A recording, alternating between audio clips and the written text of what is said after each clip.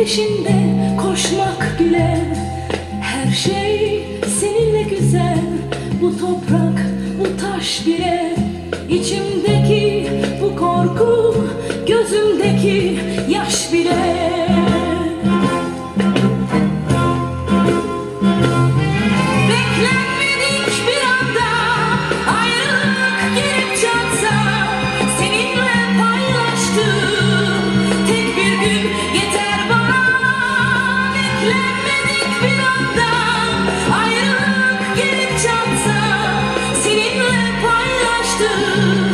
Tek bir gün yeter bana.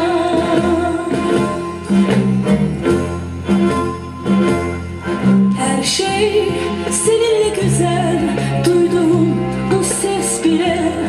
Yalnız içtiğim su değil, aldığım nefes bile. Her şey seninle güzel, bu yağmur, bu kar bile.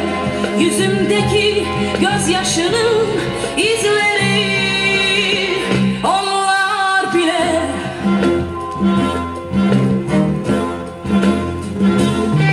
Beklenmedik bir anda ayrılık gelip çatsa, seninle paylaştığım tek bir gün yeter bana.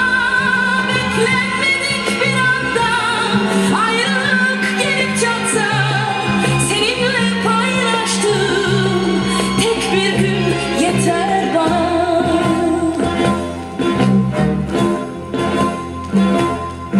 Her şey seninle güzel, duyduğum bu ses bile. Yalnız içtiğim su değil, aldığım nefes bile. Her şey seninle güzel, bu yağmur, bu kar bile. Yüzümdeki gözyaşının